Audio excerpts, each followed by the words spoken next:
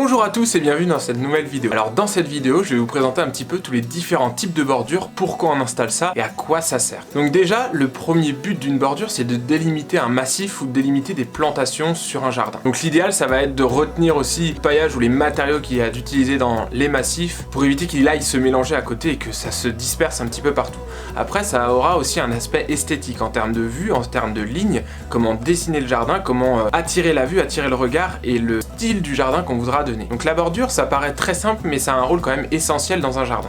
Parfois, on va aussi avoir tendance à ne pas mettre de bordure, du tout, simplement en délimitant toutes ces bordures, en creusant de biais le massif pour vraiment le délimiter, pour éviter que ça aille se mélanger dans le gazon par exemple. C'est très souvent fait dans les jardins à l'anglaise. Donc déjà, les bordures, il y en a vraiment plusieurs types, que ce soit en bois, en pierre, en métaux, mais aussi en matériaux composites, c'est-à-dire qu'il y a un assemblage de plusieurs matériaux qui reconstitue ce matériau là. Donc moi je vais commencer sur ceux que j'utilise très souvent. Donc déjà en fonction du type de bordure, si vous voulez des bordures très rectilignes, des bordures droites ou des bordures plutôt arrondies, là on va avoir différents types de matériaux, différentes épaisseurs. Donc déjà la première que je vais utiliser très souvent c'est le bois. Je vais utiliser des lames de terrasse ou des traverses de chemin de fer ou vraiment des traverses de chemin de fer, des traverses en chaîne, plus ou moins épaisses.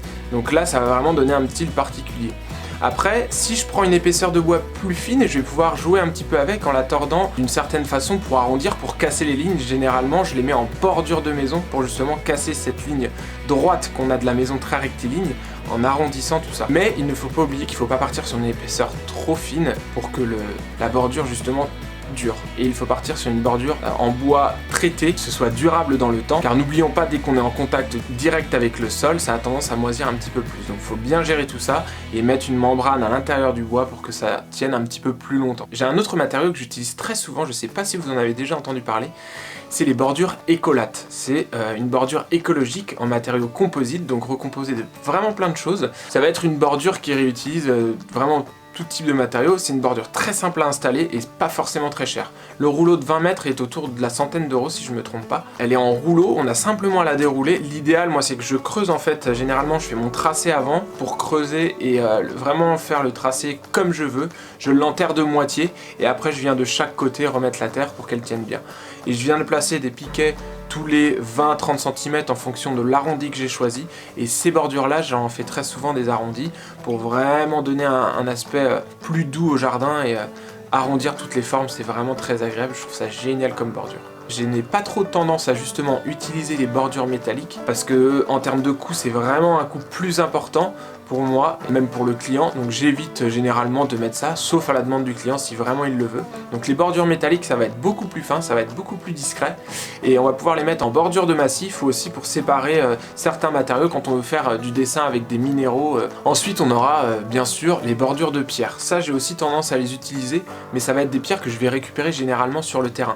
J'évite d'en acheter, c'est pas forcément utile. Si jamais j'en ai sur le terrain quand je travaille le sol et tout ça, là j'ai tendance à en garder et à en récupérer. Je l'avais fait sur des chantiers sur le Pouliguen, ça donne un petit style, un petit aspect un petit peu rustique, je trouve ça sympa. On peut en placer aussi après dans le massif.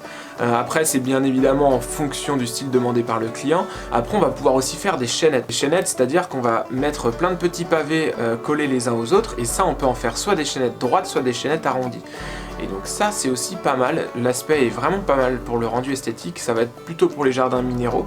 Et les chaînettes, après personnellement j'ai tendance à en placer quand on a je dirais soit du gravier, soit des matériaux bruts qui sont contre ou un enrobé ou vraiment des choses de ce type. Et ça va permettre de délimiter le massif. Et là on aura quelque chose de plus minéral et qui s'accordera plus avec l'aménagement. Après il y a beaucoup de pierres, de roches qu'on peut mettre aussi, comme les barres de schiste qu'on peut allonger, il y a aussi des palettes de schiste, donc c'est des plaques de schiste qu'on peut aussi enterrer, on peut en faire des bordures.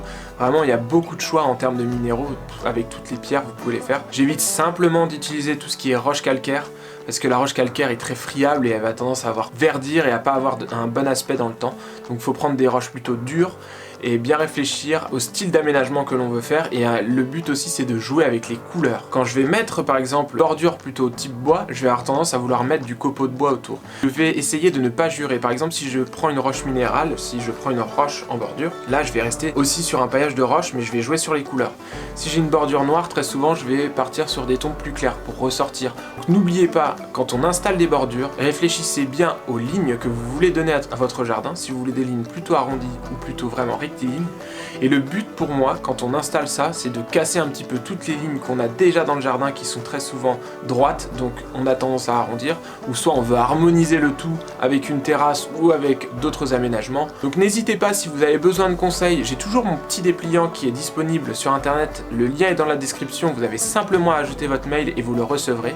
Donc là vous avez plein de conseils sur l'entretien de votre jardin. Et si vous voulez une assistance plus poussée pour votre jardin, je peux vous fournir des plans 3D, plein de conseils par téléphone, vraiment ciblés sur votre jardin, personnalisés pour vous. Vous avez simplement à me passer un coup de téléphone, à prendre l'abonnement sur internet. Si vous avez des questions, n'hésitez pas. Je vous dis à une prochaine.